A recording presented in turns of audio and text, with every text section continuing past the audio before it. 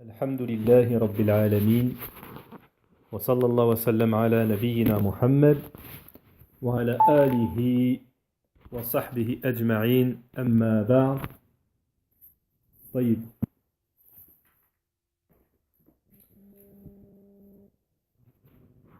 Donc toujours dans l'explication de Kitab al-Tawhid du Cheikh al-Islam Mohammed ibn Abd al-Wahhab rahimahullah. Donc nous sommes arrivés au 5e chapitre, le chapitre de l'appel au témoignage de La ilaha illallah.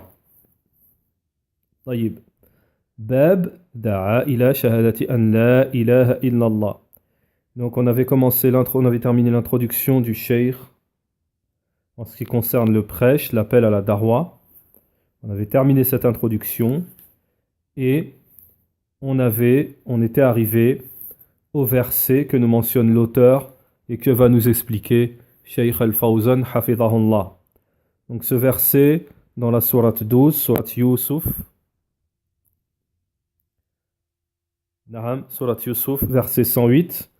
Allah subhanahu wa ta'ala nous dit قُلْ هَذِهِ سَبِيلِي أَدْعُو إِلَى اللَّهِ عَلَى بَصِيرَةٍ. Donc, ad'u ila Allahi ala basiratin ana wa man ittaba'ani wa subhanallahi wa ma ana min al-mushrikin. En français, dis, voici ma voix, j'appelle les gens à la religion d'Allah, moi et ceux qui me suivent, nous basant sur une preuve évidente. Gloire à Allah, et je ne suis point du nombre des associateurs.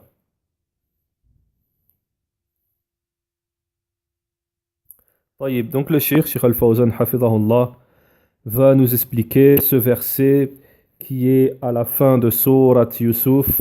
Allah Ta'ala ordonne à son prophète Muhammad sallallahu alayhi wa sallam d'extérioriser, de crier et d'éclaircir sa propre voix et celle de ceux qui le suivent. Qui est le prêche, qui est l'appel à la voix d'Allah subhanahu wa ta'ala avec connaissance.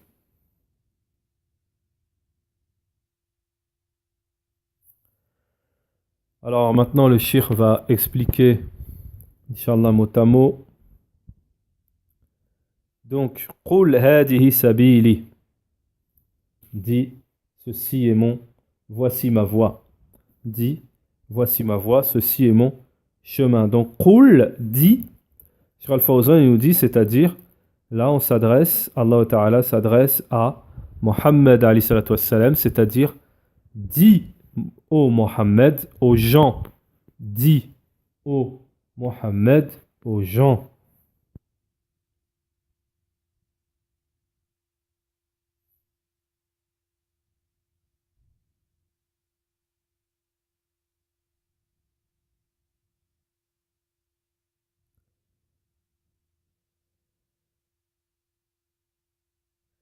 Donc,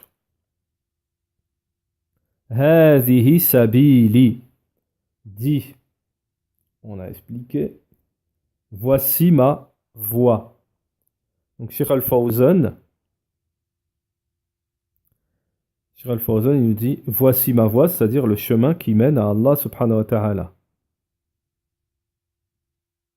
Le chemin qu'il faut suivre.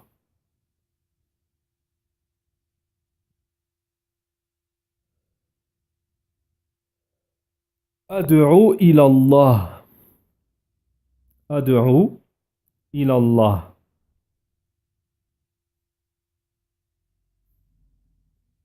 Dis, voici ma voix. J'appelle les gens. J'appelle les gens. Donc là, le cheikh, il nous dit, c'est-à-dire j'appelle à quoi? À l'unicité d'Allah subhanahu wa ta'ala. L'unicité d'Allah subhanahu wa ta'ala.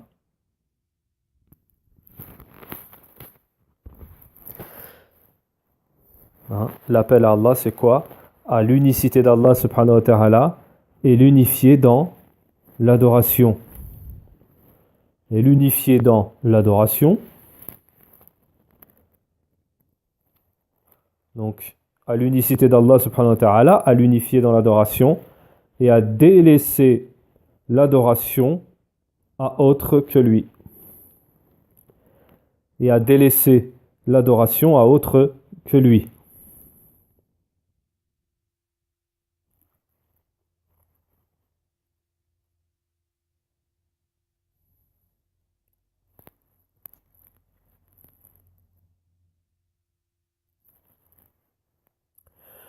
Donc le prêche, la darwa, l'appel à la voix d'Allah est aussi pour les mécréants, pour les appeler, pour les faire entrer dans l'islam. La darwa, c'est aussi pour les non-musulmans, les mécréants, pour qu'ils entrent dans l'islam.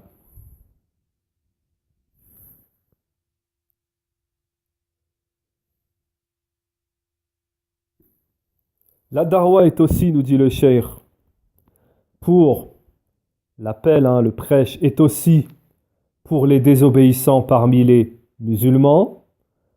L'appel à la darwa est aussi pour les désobéissants parmi les musulmans, pour qu'ils se repentent envers Allah subhanahu wa ta'ala. Pour qu'ils se repentent envers Allah subhanahu wa ta'ala.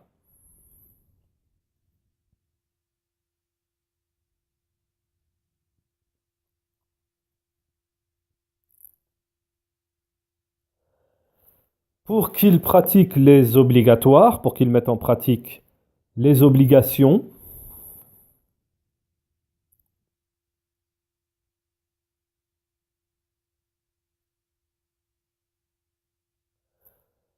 C'est aussi la darwa, la mise en garde de tomber dans le polythéisme. De tomber dans le polythéisme et de s'éloigner des interdits. Et de s'éloigner des interdits.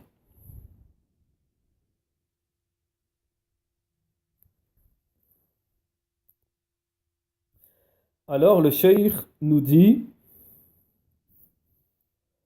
l'appel, la darwa, n'est pas réduit à l'appel aux mécréants, au fait de n'appeler que les mécréants. La darwa, le prêche, l'appel à la voix d'Allah, la darwa n'est pas réduite à l'appel, à appeler les mécréants.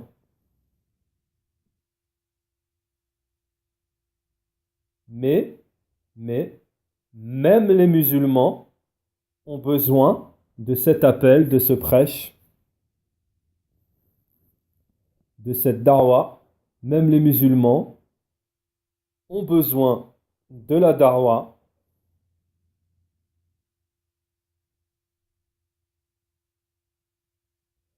puisqu'ils tombent dans la désobéissance, dans les déviances, ils ont besoin de la darwa. C'est-à-dire, la darwa l'appelle à se repentir, l'appel au repentir. Ad-da'wa ila at-tawba. Donc l'appel au repentir, à mettre en pratique les obligations, à délaisser les interdits et à la crainte d'Allah, à craindre Allah subhanahu wa ta'ala.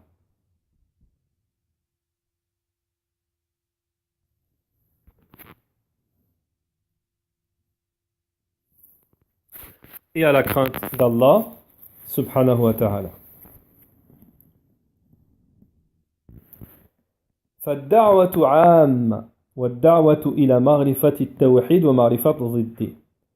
Donc la darwa, le prêche, l'appel est général. C'est l'appel à la connaissance de l'unicité et la connaissance de son contraire. Entre parenthèses, le polythéisme. Donc la darwa est générale. C'est la darwa, l'appel à la connaissance de l'unicité et à la connaissance de son contraire.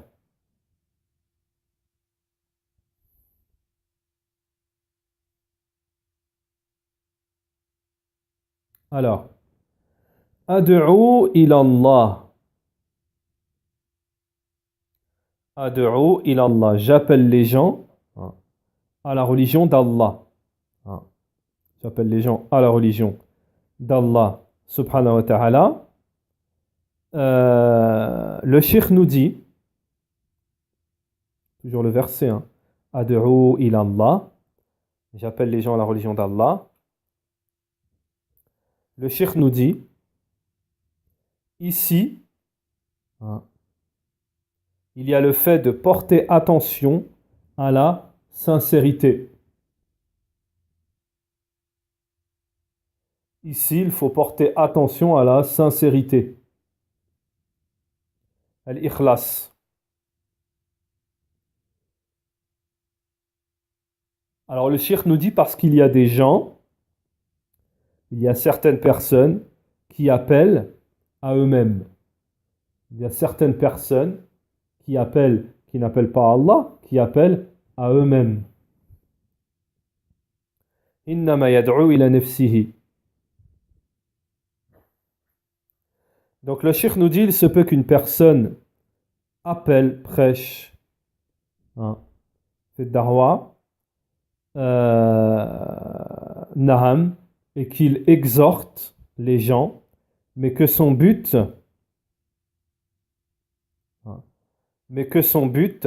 c'est que il ait un rang auprès des gens. Il veut atteindre un rang auprès des gens et il veut avoir l'éloge des gens. Et il veut avoir l'éloge des gens. Taïb. Quelqu'un il fait de darwa, en gros, pour les gens. Alors, il y a beaucoup de gens autour de lui. Alors, Cheikh Al-Fawzan nous dit, lui, il n'appelle pas à la voix d'Allah. Celui-là n'appelle pas à la voix d'Allah.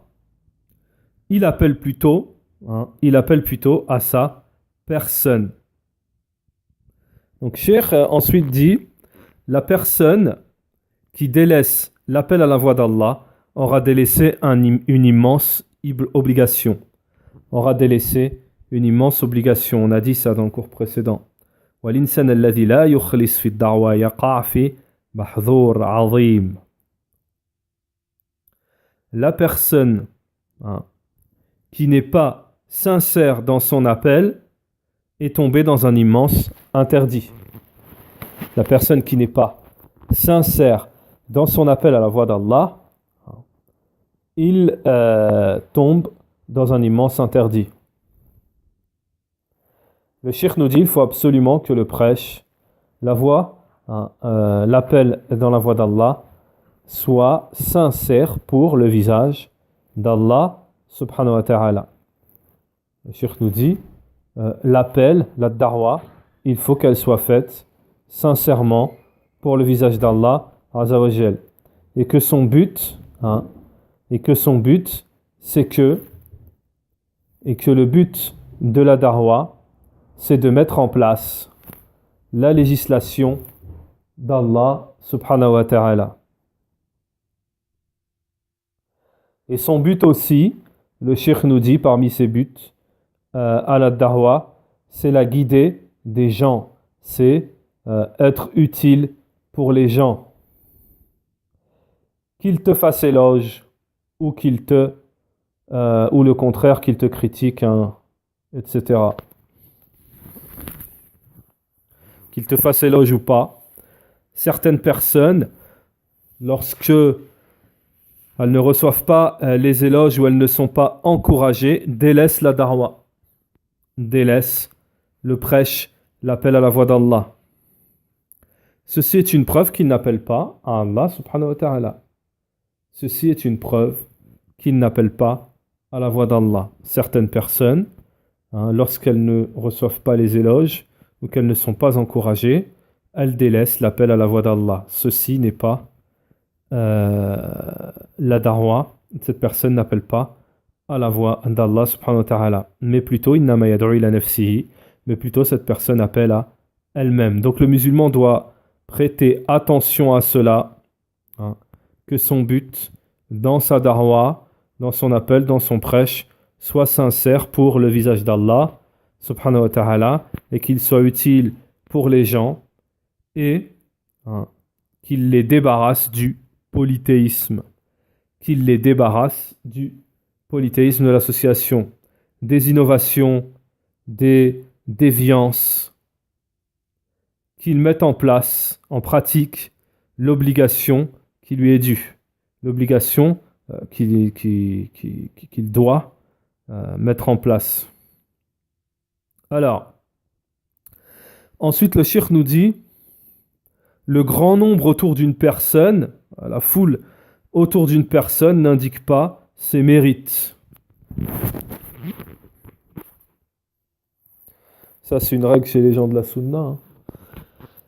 Le grand nombre autour d'une personne n'indique pas ses mérites, car certains parmi les prophètes n'avaient comme suiveurs que peu de gens. N'avaient comme suiveurs que peu de gens. Et Cheikh Al-Fawzan, hafizahullah, nous mentionne la partie du hadith qu'on a vu, le hadith des 70 000 qu'on a vu dans les cours précédents, dans les chapitres précédents, où le messager d'Allah dit « Et j'ai vu, lorsque les communautés m'ont été présentées, et j'ai vu un prophète et avec lui rahd, c'est-à-dire entre 1 et 10, entre 1 et 10, moins de 10 personnes avec lui. Et j'ai vu un prophète et avec lui un homme et 2 hommes. Hein. Et j'ai vu un prophète et avec lui personne. Donc, ensuite, Cheikh Al-Fawzan, par rapport à ce dalil qu'il vient d'apporter, il nous dit, est-ce que cela nous indique un manque de mérite du prophète lorsqu'il n'y a personne qui l'a suivi ou très peu qui l'ont suivi? Est-ce que ça remet en cause son mérite? Plutôt Cheikh Al-Fawzan, hafidhallah, nous dit non, pas du tout. Non, pas du tout, bien au contraire. Donc, Cheikh Al-Fawzan nous dit la personne ne doit pas regarder le grand nombre qui se présente, qui sont présents, le grand nombre qui sont présents. Et il ramène encore un dalil très percutant de Cheikh Al-Fawzan, la parole du prophète alayhi salatu wassalam. Et ça, c'est un hadith très significatif pour celui qui le comprend et qui le met en pratique. Alors, qu'Allah guide, qu'Allah subhanahu wa ta'ala guide par ta cause un homme, qu'Allah fasse qu'une personne, qu'un homme soit guidé par ta cause, est mieux pour toi que humur na'im. Donc c'est quoi? C'est mieux pour toi que à l'époque les meilleurs des bestiaux, ce qu'il y a de meilleur sur cette terre. Na'am. Ensuite il apporte un autre dalil, une autre preuve, Cheikh Al-Fawzan. لأن يهده الله بك رجلا واحدا خير لك من حمور النعم. Alors, Cheikh Al-Fawzan, ensuite il nous dit, un jour, les gens se sont réunis devant la porte d'Ibn Mas'ud, radiyallahu anhu. Les gens se sont réunis devant chez Ibn Mas'ud. Lorsqu'il voulait sortir pour aller faire la prière, au moment où il est sorti pour aller faire la prière, les gens, ils ont marché derrière lui. Ils ont marché derrière lui. Les gens, ils ont marché derrière lui comme si, voilà, on est avec toi, on veut être avec toi, on te suit, on veut te poser des questions ou je ne sais.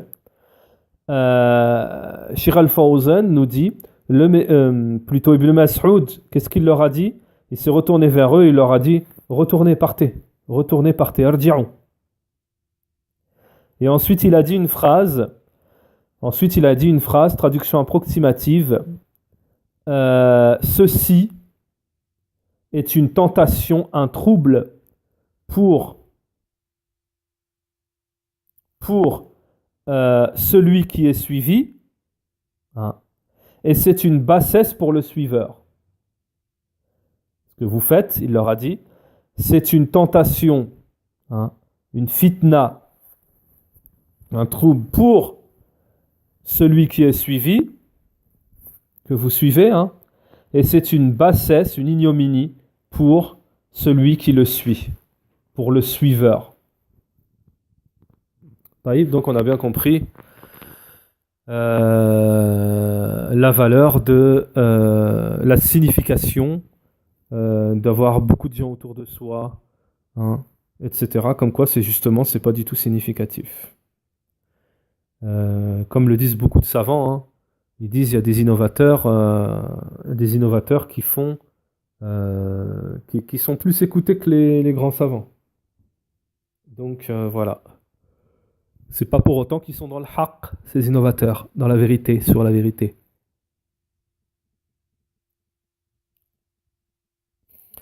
Ad'u ila Allah ala basira. Et donc nous continuons. Et j'appelle à la religion d'Allah, hein, avec les preuves, avec connaissance. Donc le cheikh va nous expliquer cela. Al-Basira mernaha. Donc Al-Basira, hein, appelle les gens, j'appelle à la voix d'Allah avec Basira. Basira c'est quoi? Le sens, Cheikh Al-Fawzan nous dit c'est la connaissance, la science. Et ça s'arrête pas là. C'est la connaissance, la science, mais c'est le plus haut degré de connaissance. Al-Basira, c'est le plus haut degré de connaissance.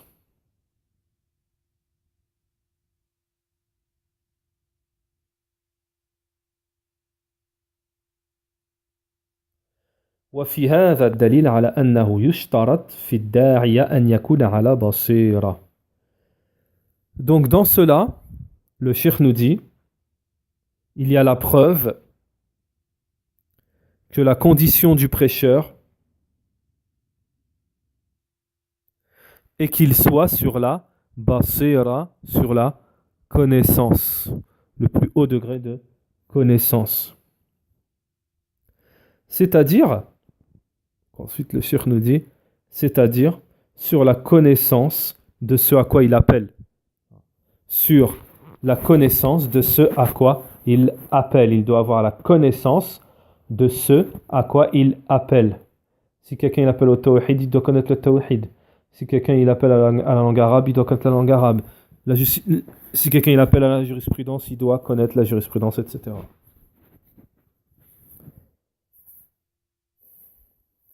Amma al-jahil fala yaslah lid-da'wa. Tandis le cheikh nous dit que l'ignorant, hein, lui, il n'est pas prêt, il n'est pas apte à la da'wa, à l'appel, à la voix, au prêche, à la voix d'Allah subhanahu wa ta'ala.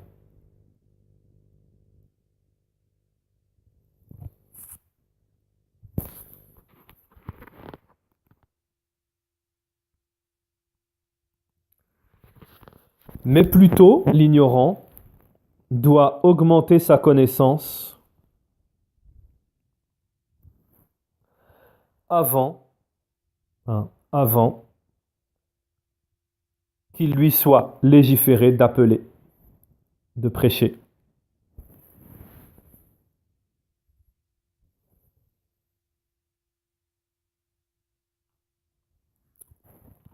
Alors, Cheikh Al-Fawzan, le cheikh nous dit parce que dans sa da'wa, celui qui fait da'wa, pourquoi l'ignorant, il faut avoir de la connaissance et l'ignorant ne peut pas faire da'wa?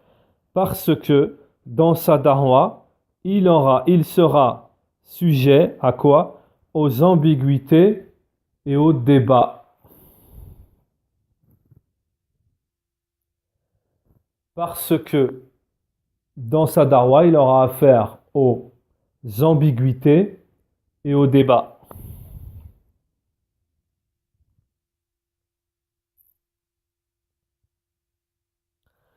Alors, comment pourra-t-il répondre?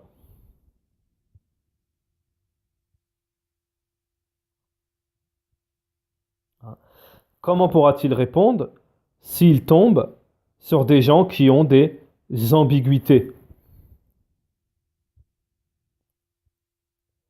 Comment pourra-t-il s'en défaire? Comment pourra-t-il se défaire de l'athée, de celui qui se détourne, de celui qui a des ambiguïtés? Comment pourra-t-il s'en défaire?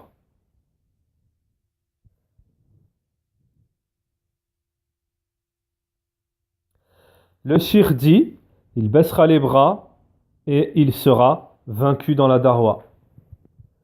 Le shir nous dit, il baissera les bras et sera vaincu dans la darwa.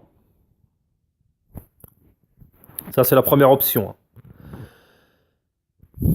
Le shir nous dit, il baissera les bras, il sera vaincu dans la darwa. Ou bien, il répondra avec ignorance, et là, ça sera plus grave. Et là, le shir nous dit, l'affaire sera plus grave. Ou bien, il répondra avec ignorance, et là, l'affaire sera plus grave.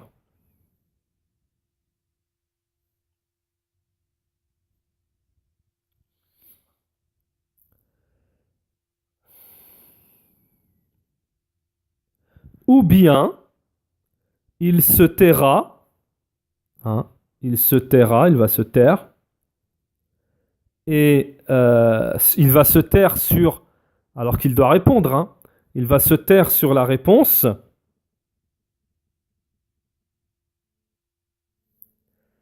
et celui qui débat avec lui l'aura vaincu. Le débatteur l'aura vaincu.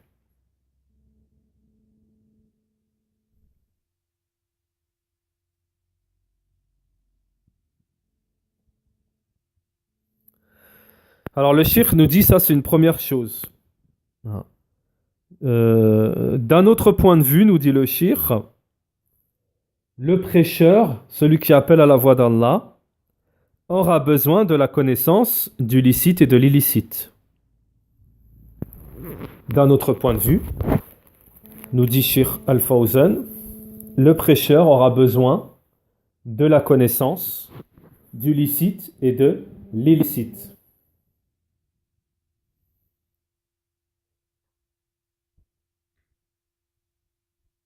Le cheikh nous dit, il se peut que par ignorance, par son ignorance,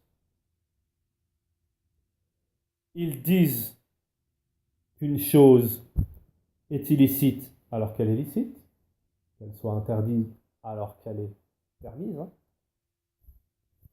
Il se peut que par son ignorance, ils disent qu'une chose est interdite alors qu'elle est permise.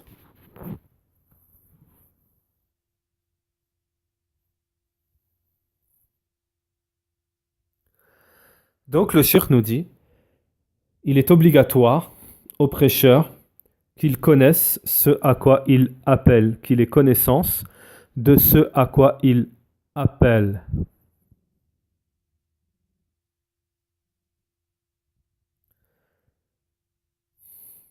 Il doit connaître le licite et l'illicite, le halal ou le haram. Il doit connaître le licite et l'illicite, l'obligatoire et le préférable, l'obligatoire et le préférable, l'interdit et le détestable, et le permis. Il doit connaître le licite et l'illicite, l'obligatoire et le préférable, l'interdit et le détestable, et le permis. Et ce qui est al-mubah, ce qui est permis.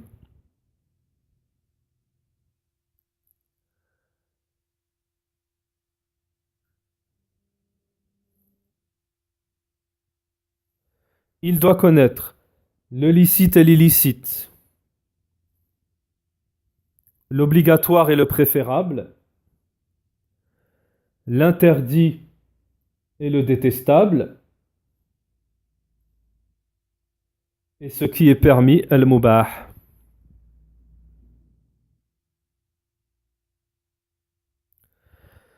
Donc il doit connaître comment répondre aux ambiguïtés, aux débats, tout ce qui est ambiguïté, débat, des gens qui se détournent, etc. Il doit savoir comment répondre.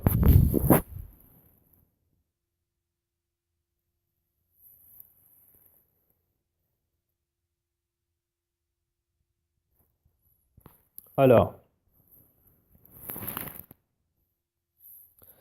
ensuite le cheikh nous mentionne un autre verset qui lui aussi est une base en ce qui concerne cette question religieuse. Alors, Surat 16, An-Nahl.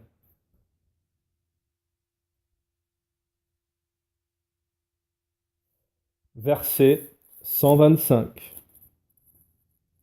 Surat 16, verset 125. On va voir la traduction. Ad'u ila sabili rabbika bil hikma wal maw'izatin hasana wajadilhum billati hiya ahsan. Verset 125. Taïb. Par la sagesse et la bonne exhortation, appelle les gens au sentier de ton Seigneur et discute avec eux de la meilleure façon, car c'est ton Seigneur qui connaît le mieux celui qui s'égare de son sentier. Donc les ulama, ils ont expliqué ce verset. Kayfa yastati' an yujadil billati hiya ahsan. Alors Shir al-Fawzan, après ce verset, il nous dit comment quelqu'un il peut débattre de la meilleure manière alors qu'il n'a pas de connaissance. Alors qu'il n'a pas de connaissance. Comment quelqu'un il peut débattre de la meilleure manière alors qu'il n'a pas de connaissance. Alors là, ici, il y a un point d'interrogation et un point d'exclamation. Fayushtarat fi da'iya. Donc, il y a une condition pour l'appel à la voix d'Allah pour le prêcheur. Il y a plusieurs conditions, mais là le cheikh ici nous dit il y a une condition, c'est quoi? C'est d'appeler avec connaissance. La première condition, c'est al-ilm, d'avoir la connaissance. Cheikh Al-Fawzan nous dit il y a aujourd'hui certains prêcheurs qui n'ont pas de connaissance. Il y a aujourd'hui certains prêcheurs qui n'ont pas de connaissance. Alors, on les trouve, ces prêcheurs, ils parlent, ils exhortent, ils font des sermons, mais ils n'ont pas de connaissance de science.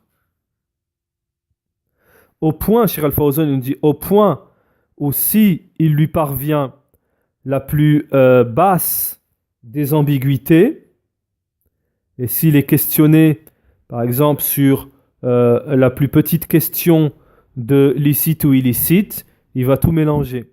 Cheikh Al-Fawzan nous dit, il mélangera tout. Donc voilà, le cheikh a expliqué cette première partie, on a expliqué cette première partie du verset.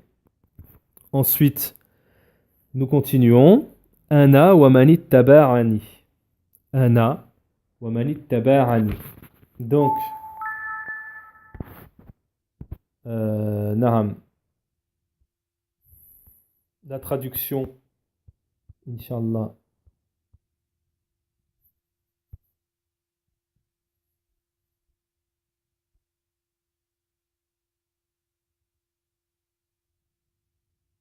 Naham. La traduction en français. Ana wa manit taba'ani. Moi et ceux qui me suivent. Alors, Naham, on y arrive enfin. La traduction en français. Moi et ceux qui me suivent. Le Cheikh Cheikh Al-Fawzan hafidahullah, va nous expliquer Ana wa man ittaba'ani, ceux et moi et ceux qui me suivent. Surat 108, hein, surat, pardon, 12, Yusuf, verset 108. C'est-à-dire, ceux qui me suivent, qui appellent à la voix d'Allah avec connaissance. C'est-à-dire, hein, cette parole dans le verset du Coran, l'explication, ceux qui me suivent, qui appellent, hein, à la voix d'Allah avec connaissance. فدل على أن من لم يدعو إلى الله لم يحقق اتباع الرسول صلى الله عليه وسلم. Cela nous indique alors que celui qui n'appelle pas à la voix d'Allah, dans ce verset, cela nous indique que celui qui n'appelle pas à la voix d'Allah n'aura pas concrétisé le suivi du prophète alayhi salatu wassalam.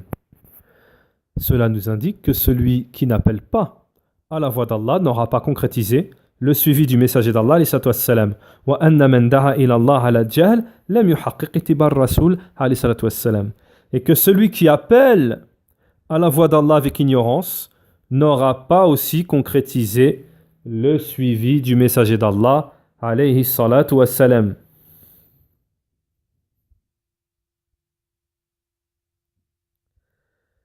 Et que celui qui appelle à la voix d'Allah avec ignorance n'aura pas concrétisé le suivi du messager d'Allah alayhi salatu wassalam. Mais il aura bel et bien, hein, il sera bel et bien entré là où il n'a pas à entrer. Il sera bel et bien entré là où il n'a pas à entrer.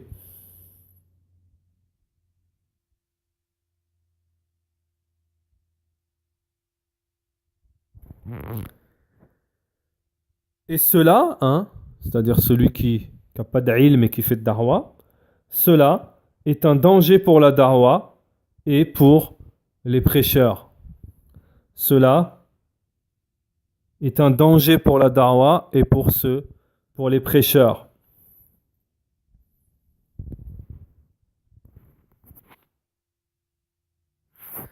Donc, Inch'Allah, aujourd'hui, nous allons nous arrêter là. Et Inch'Allah, on continuera l'explication du verset entier, Inch'Allah, dans le prochain cours.